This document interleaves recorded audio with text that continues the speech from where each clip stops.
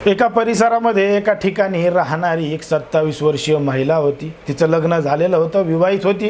तिचा नवरा सुद्धा त्याच ठिकाणी राहायचा, एका कंपनीमध्ये चांगल्या नोकरीवर काम सुद्धा करायचा। अशा पद्धतीने हे दोघं जण त्या ठिकाणी राहत होते। पण मात्र एक दिवस तिचा नवरा कामाला गेला होता, घरी कोणी नव्हतं।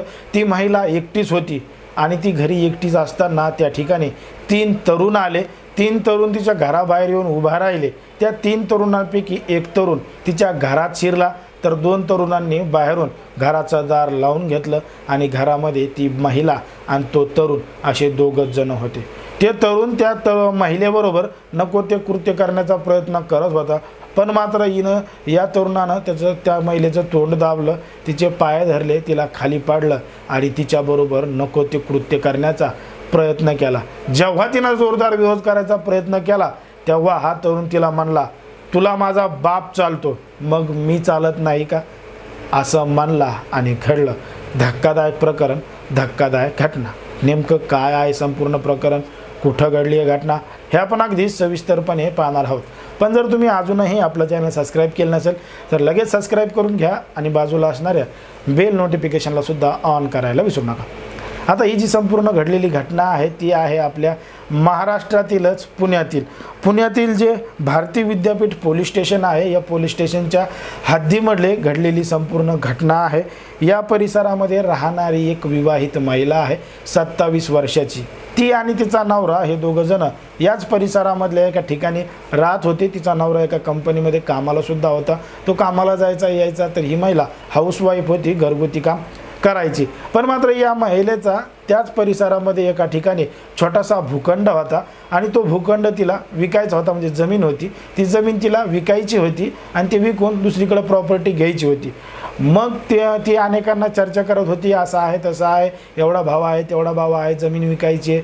मग तिला याच माध्यमातून तिची ओळख एका व्यक्तीबरोबर झाली। आता व्यक्तीबरोबर ओळख झाली आणि त्या व्यक्तीनं या महिलेची मदत केली, तिला ती प्रॉपर्टी विकण्यासाठी मदत केल्यानंतर ती प्रॉपर्टी या पुरुषांनी विकून दिली। मग विकून दिल्यानंतर या दोघांचं बोलणं चालणं मोठ्या प्रमाणात वाढलं, संवाद वाढला। मग संवाद वाढल्यानंतर या दोघांची जवळणूक सुद्धा वाढली, मैत्रीचं रूपांतर प्रेमामध्ये झालं आणि प्रेमामध्ये झाल्यानंतर ती महिला आणि हा पुरुष अशाच पद्धतीनं करू लागले। आता ती महिला विवाहित होती, तिचा नवरा कामाला जायचा आणि ती आता या पुरुषाबरोबर नको ते कृत्य करू लागली।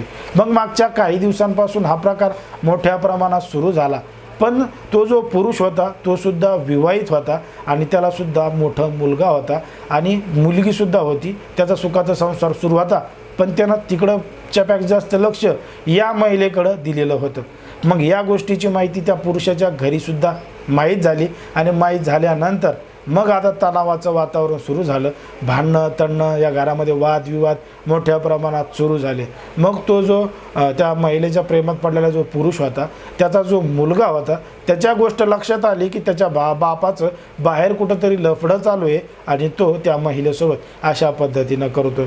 मग त्या तरुणानं बापाचं ज्या महिलेबरोबर प्रेम प्रकरण सुरू आहे तिला जाब विचारायचं ठरवलं आणि तो त्याच्या 2 साथीदारांना घेऊन थेट त्या महिलेच्या घरी पोहोचला। त्या महिलेच्या घरी पोहोचल्यानंतर त्या महिलेचं घर सापडलं आणि 2 मित्रांना बाहेर उभा केलं। तो घराच्या आतमध्ये शिरला। आतमध्ये शिरल्यानंतर 2 मित्रांनी बाहेरून कडी लावून घेतली आणि कडी लावून घेतल्यानंतर त्या तरुणाने तिच्याबरोबर जबरदस्ती करण्याचा प्रयत्न केला।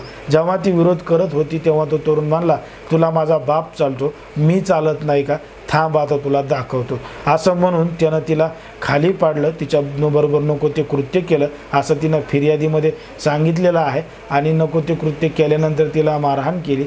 मग तिनं जोरात आरडाओरड केला। आरडाओरड केल्यानंतर या तिघांनी तिथून पळ काढला। हे तिघजण तिथून पसार झाले। पण मात्र त्याच्या 1 तासानंतर ते जो त्या महिलेला मारहाण करून गेलेला तरुण होता, त्याची आई आणि त्याची बहीण आणि अजून 1-2 मित्र पुन्हा या महिलेच्या घरी आले।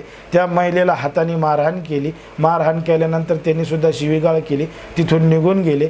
मग त्या महिलेला कोणी येऊ लागलं, मारहाण करून जाऊ लागलं, म्हणून तिनं जवळचं भारती विद्यापीठ पोलीस स्टेशन गाठलं आणि त्या तरुणाविरोधात नको ते कृत्य केल्याची फिर्याद दाखल केली, तक्रार दाखल केली. पोलिसांनी गांभीर्याने या संपूर्ण घटनेची दखल घेतली आणि जो आरोपी तरुण आहे त्याला तात्काळ बेड्या ठोकल्यात, त्याला अटकसुद्धा केली आहे. त्याच्यावर कायदेशीर कारवाई सुरू आहे आणि या संपूर्ण प्रकरणामध्ये अजून काय घडलेलं आहे हे त्या ठिकाणचे पोलीस तपासून पाहत आहेत. पण जर आपण पाहिलं तर समाजामध्ये, देशामध्ये, राज्यामध्ये कशा पद्धतीनं घटना घडत आहेत हे तुम्हाला या संपूर्ण गोष्टीवरून समजलं असेल. एकंदरीत कोणाच्याही भावना दुखवणं, कोणाचंही मन दुखवणं हा आपला उद्देश नाही. समाजामध्ये काय घडतंय, आपण कशा पद्धतीनं सतर्क राहिलं पाहिजे हेच आम्ही तुम्हाला सांगण्याचा प्रयत्न करत असतो. एकंदरीत ह्या संपूर्ण प्रकरणावर तुम्हाला काय वाटतं हे अगदी स्पष्टपणे सांगा आणि अशाच पद्धतीचे नवनवीन व्हिडिओ पाहण्यासाठी आपल्या चॅनलला लगेच सबस्क्राईब करून घ्या.